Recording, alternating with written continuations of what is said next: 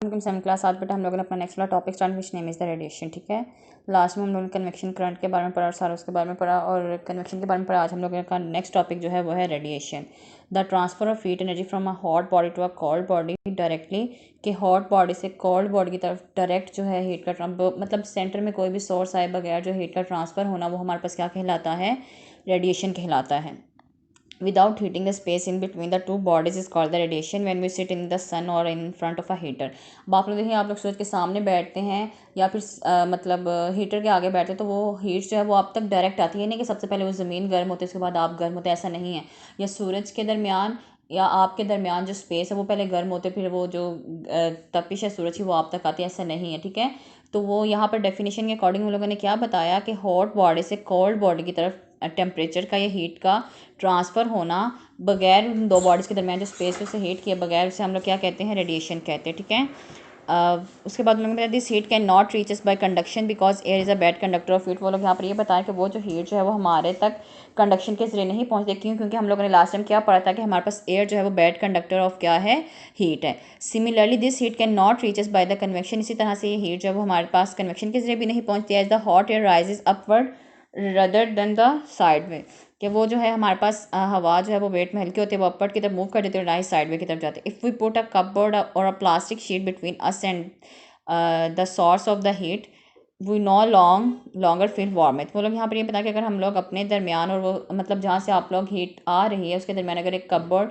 या कोई प्लास्टिक की शीट रख देते हैं तो हम लोग जहाँ वो इतनी गर्माइश जब वो फील नहीं होती है या वो तपिश जब इतनी ज़्यादा नहीं होती है heat, so we can say that, इसलिए हम लोग कह सकते हैं हीट फ्रॉम द सन और a heater reaches us by radiation which requires no medium, जिसमें कि हमारे पास कोई भी मीडियम जो है वो रिक्वायर्ड नहीं होता है। ठीक है, उसके बाद experiments on the radiation and the absorption, objects absorb and radiate heat at the same time, के ऑब्जेक्ट जो है वो क्या करते हैं, एब्जॉर्ब करते हैं हीट एनर्जी को और रेडिएट करते हैं सेम टाइम पे। Whether all objects absorb and radiate heat equally, कि तमाम ऑब्जेक्ट जो है वो हीट जो है वो इक्वली रेडिएट या एब्जॉर्ब करते हैं। To study it let us perform some activities, तो हम लोग जो है ना कुछ एक्टिविटी के जरिए वो देखते हैं। ठीक है, अब देखें यहाँ पर एक्टिविटी देख लेते हैं। A good absorber of heat is a good radiator of heat, कि एक जो गुड एब्जॉर्बर ऑफ हीट है वो गुड रेडिएटर ऑफ हीट भी हमारे पास है। ठीक है, देखें you will need a black coloured can, silver coloured can, laboratory thermometer, cold water, hot water. ठीक है, अब हम लोगों का प्रोसीजर देखें। Fill 2/3 part of each can with the cold water, हम लोगों ने दोनों कैन जो है वो क्या करने हैं, ठंडे पानी से भर देने। Put a thermometer in each can, record the temperature. अब हम लोगों ने इसके बाद उन दोनों कैन में जो है ना थर्मोमीटर डाला, उन दोनों का टेम्परेचर नोट कर लेना है। Place both can in the bright sunlight, के हम लोगों ने वो जो दोनों कैन जो है ब्राइट चमकती रोशनी में रखने हैं। Observe and record the temperature of each can after 10 minutes, about 10 minutes. कब आप लोगों ने जो है ना 10 मिनट के बाद दोनों कैन का जो है वो टेम्परेचर नोट करना है। The temperature of the water in black can is higher because it has absorb more heat from the sun. अब हम लोगों ने लास्ट में पढ़ा था कि ब्लैक कलर जो है वो हमारे पास क्या करता है, हीट को ज़्यादा अच्छे तरीके से एब्जॉर्ब करता है। ठीक है, तो इसीलिए वो लोग यहाँ पर ये बताएं कि जो ब्लैक कैन का वाटर है उसका टेम्परेचर जो है वो क्या होगा, हाई होगा as compare to the other. Again fill the can with hot water, अब दोबारा से कैन को जब गर्म पानी से भरना है। And place thermometers in them, और उसके अलावा जो है वहाँ उसके अंदर भी आप लोग थर्मामीटर रखना है, उसका टेम्परेचर नोट करना है। Place both can in the shady place, अब दोनों कैन को जो है ना सायादार हम लोगों ने जगह पर रखना है। Observe and record the temperature of each can after some time in which can did the water cool faster. अब वो लोग यहाँ पर ये देखें कि वो लोग यहाँ पर ये बता रहे हैं कि कौन सा जो है हमारे पास कैन जो है वो क्या करेगा, हीट को ज़्यादा जल्दी रेडिएट करेगा, तो वो हमारे पास क्या है, वो हमारे पास सिल्वर कैन आ जाएगी। सिल्वर कैन जो है वो हीट को बहुत जल्दी क्या करेगा, रेडिएट कर देगा। ठीक है, तब वो यहाँ पर देखें आप लोगों ने गर्म पानी डाला, जिस तरह से कि ब्लैक सरफेस जो है वो अपने अंदर अगर हीट को एब्जॉर्ब करती है इतनी जल्दी वो हीट को क्या करती है, रेडिएट भी नहीं करती। तो इसकी निस्बत शेडी प्लेस जो है ये सिल्वर कैन जो था उसमें से हीट जो है वो ज़्यादा जल्दी क्या करेगी, रेडिएट हो जाएगी। ठीक है, इज इट क्लियर? उसके बाद नेक्स्ट देखें good and bad radiators and the absorber of heat. Experiments have prove that good absorber of heat are also good radiator of heat, के गुड एब्जॉर्बर जो ऑफ हीट जो हैं वो good radiator of heat भी हैं हमारे पास। Black surfaces are good absorber and good radiator of heat, के ब्लैक सर्फेसेस जो हैं वो गुड रेडिएटर और गुड एब्जॉर्बर ऑफ हीट हैं, while shiny surface are bad absorber and the bad radiators of heat. ठीक है, उसके बाद next everyday application of radiation of heat.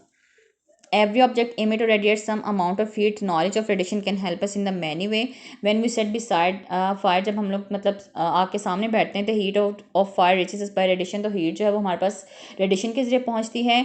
The cooling fins at the back of our refrigerator need to radiate its heat quickly to the surrounding. अब आप लोग देखें कि हमारे जो फ्रिज के पीछे जो है ना, वो मतलब एक फिन्स लाइक स्ट्रक्चर होता है, बेसिकली कूलिंग फिन्स जिन्हें कहा जाता है. वो किस लिए लगाए जाते हैं कि वो हीट को क्या करते हैं, सराउंडिंग में जल्दी से रेडिएट करते हैं. हमारा वो उसका रेफ्रिजरेटर का टेम्परेचर जो है वो मेंटेन रहता है. ठीक है. Made rough and painted black, और उसकी तो मतलब सरफेस जो है, अगर आप लोगों ने कभी नोट किया तो वो रफ होती है, पेंट उस ब्लैक कलर की होती है. ठीक है.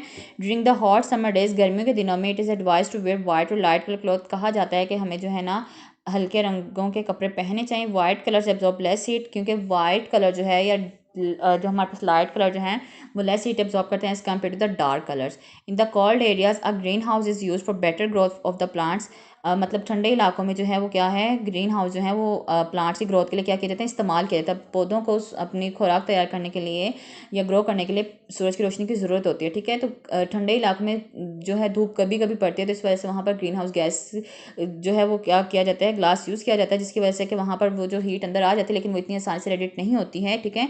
Radiation from the sun passes through the glass और plastic and warm up the soil and the plants. क्या वो जो सूरज की रोशनी जो है ना, रेडिएशन के जरिए वहाँ से ग्लास में से, शीशे में से पास आउट करती है, वहाँ पर मिट्टी को और प्लांट्स को क्या करती है, गर्म कर देती है. Plants and soil absorb and emit radiation and increase the temperature in the green house. अब वो लोग क्या करते हैं कि वो जो सॉइल जो है और जो प्लांट जो है वो क्या करते हैं, हीट को क्या करते हैं, इमिट करते हैं रेडिएशन की फॉर्म में. उसके बाद वहाँ पर ग्रीन हाउस का टेम्परेचर क्या होता है, इंक्रीज़ हो जाता है. Plants grow well in increase temperature of the green house. तो प्लांट जो है ना, इस तरह से वो ग्रीन हाउस में जो है वो ज़्यादा इजीली क्या कर जाते हैं, हमारे पास ग्रो कर जाते हैं. ठीक है बेटा. अब हमारा ये लास्ट वाला इसका टॉपिक है कि वो इंशाल्लाह ताला हम लोग कल करेंगे. बाकी मैं इसके क्वेश्चन भी अपलोड कर दूँगा, अभी आप लोग नोट डाउन कर लीजिएगा. ठीक है. अल्लाह हाफिज़.